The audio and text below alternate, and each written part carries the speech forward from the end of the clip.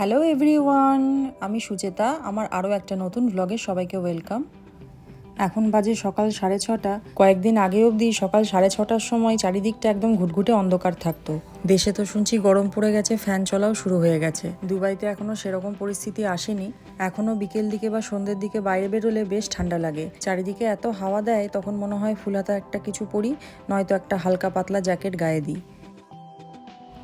রামাদান যেহেতু শুরু হয়ে গেছে, দুবাইতেও সেই কারণে অফিসে, সমস্ত বিল্ডিংয়ে, শপিং মল, হোটেল, হসপিটাল সব জায়গায় রামাদানের ডেকোরেশন। আমরা দুবাইতে যে বিল্ডিংয়ে থাকি সেই বিল্ডিংয়ের রিসেপশনে এরকমভাবে সাজানো হয়েছে। আর এই রামাদান উপলক্ষে বেশ কিছুদিন দুবাইয়ের স্কুল, অফিসগুলো তাড়াতাড়ি ছুটি হয়ে যাবে। আজকে আমাদের লাঞ্চের মেনু হচ্ছে পেঁপে দিয়ে চিকেন দিয়ে পাতলা ঝোল। ছেলের জন্য একটু কুমড়ো ভাজা করে দিয়েছি, ও কুমড়ো ভাজাটা খেতে খুব পছন্দ করে। আর তার সঙ্গে হয়েছে নিম বেগুন। আজকে হঠাৎ করে প্ল্যান হয়েছে যে লাঞ্চ করে আমরা সবাই মিলে সি বিচে যাব। আমরা প্রায় 1 বছর আগে সি বিচে গেছিলাম, তারপরে আর যাওয়া হয়নি। আসলে দুবাইতে তো প্রচণ্ড গরম পড়ে, সেজন্য বিচে আর যাওয়া যায় না তখন। আর এতদিন শীতকাল ছিল বলে ঠান্ডায় আর বিচে যাওয়া যায়নি। আর এখন দুবাইয়ের ওয়েদার যেহেতু ঠান্ডা আর গরমের মাঝামাঝি, তাই ভাবলাম এখনই যাওয়া যাক। আর 1-1.5 মাস পর থেকেই তো গরম পড়তে শুরু করে দেবে, তখন আর বিচে যাওয়া যাবে না। বিচের বালিগুলোতে গরমের সময় তখন আর হাঁটা যায় না। দুবাইতে Marina beach, kite beach, Jumeirah beach এরকম করে করে প্রচুর বিচ আছে। আজকে আমরা এসেছি কাইট বিচে। প্রায় 1 বছর আগে এই কাইট বিচে একবার এসেছিলাম।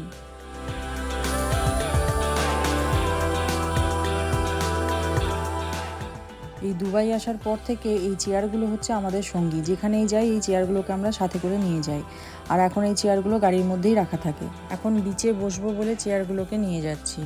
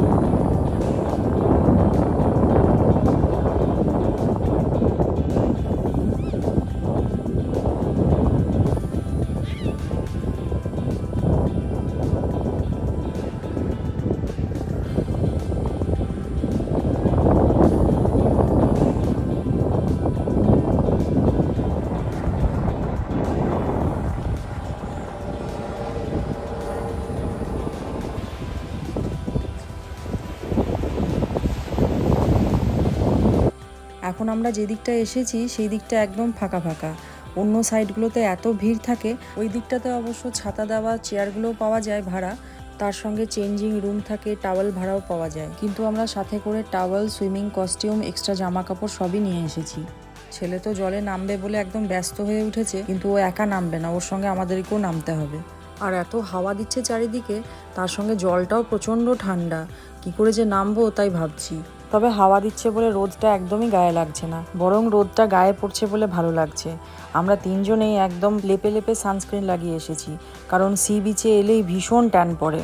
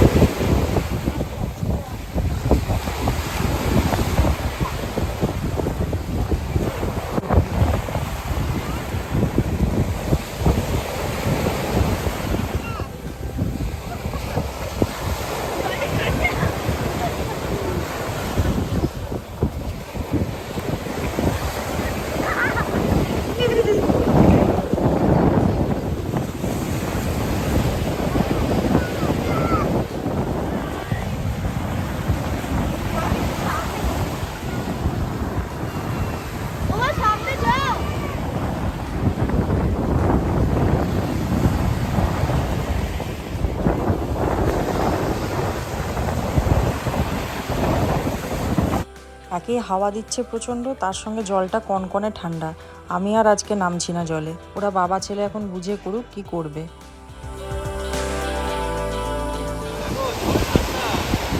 আমি নামবো না।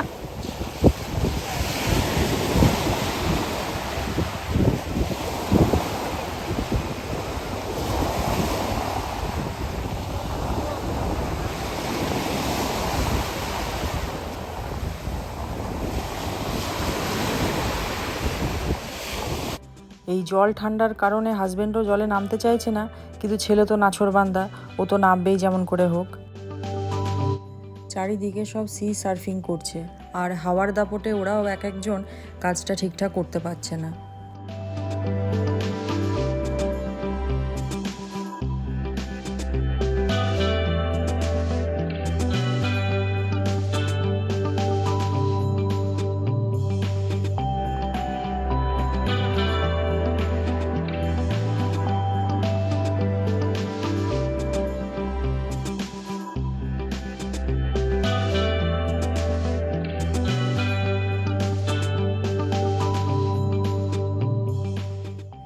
এই দেখুন, এদিকে দুটোতে নামবে বলে এখন মনস্থির করেছে। সমুদ্রের জলের কালারটা কত সুন্দর লাগছে না দেখতে। আর দুবাইয়ের প্রত্যেকটা সি বিচ এত পরিষ্কার পরিচ্ছন্ন, কি বলবো।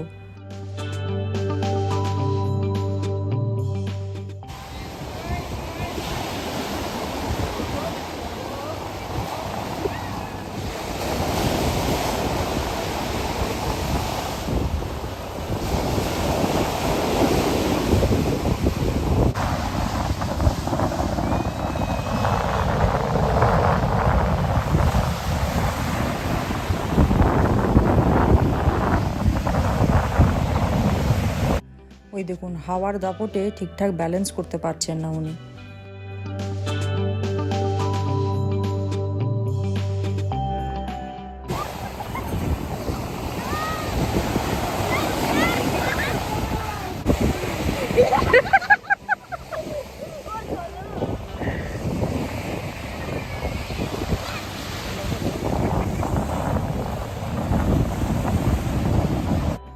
ওই দেখুন, এবারে মজা পেয়ে গেছে, আবার গেছে দুটোতে।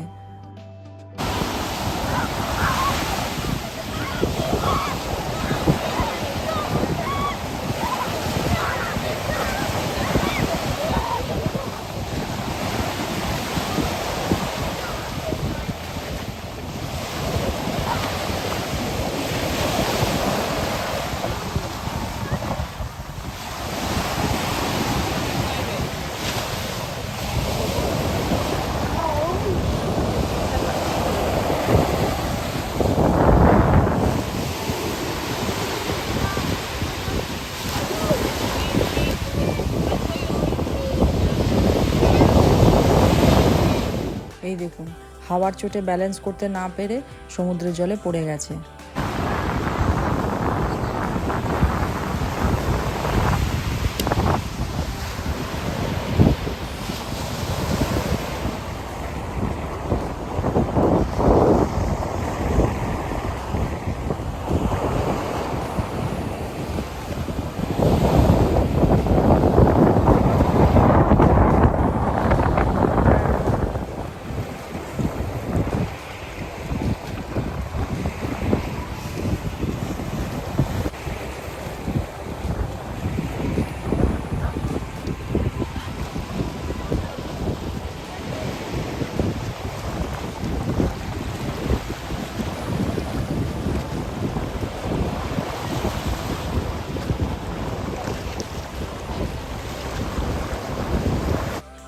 অনেকের সি সার্ফিং করাটা একটা শখ থাকে, তাই অনেকেই নিজের নিজের জিনিস নিয়ে এসে সমুদ্রে নামেন। আবার এখানে এই জিনিসপত্রগুলো ভাড়াও পাওয়া যায়। এনাদের জিনিসগুলো যেরকম নিজেদের, এখানে এসে রেডি করলো, এখন তারপরে সমুদ্রে নামছে সেগুলোকে নিয়ে।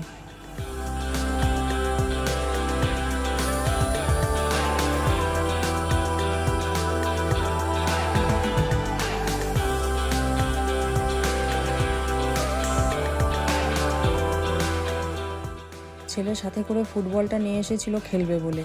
বিচে তো প্রচুর জায়গা, তারপর আমার সাথে এখন এইসব করতে বসেছে।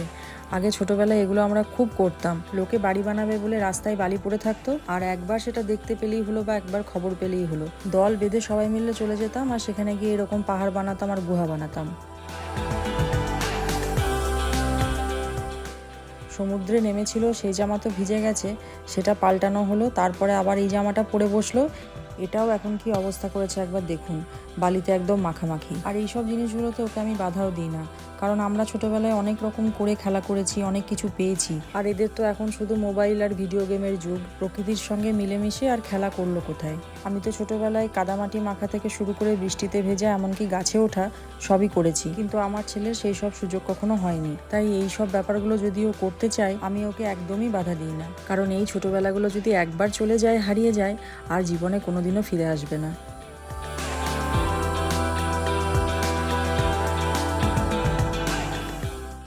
অনেকক্ষণ সি বিচে বসে কাটালাম।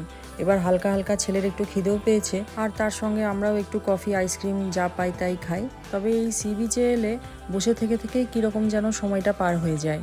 অনেকে আবার কী করেন, বাড়ি থেকে খাবার দাবার নিয়ে আসেন প্যাক করে, আর তার সঙ্গে একটা বড় ম্যাট নিয়ে আসেন, সেটা পেরে শুয়ে বসে সারাদিন সময় কাটান। ওই ম্যাট আমাদেরও আছে একটা, কিন্তু আজকে আর সেটা বার করিনি। চলুন এখন বাড়ি ফিরি, কারণ ইন্ডিয়া নিউজিল্যান্ডের ম্যাচ চলছে, সেটা এখন বাড়ি গিয়ে দেখতে হবে। অনেকেই বলছেন যে দুবাইতে খেলা হচ্ছে, আমরা গেছি কিনা দেখতে।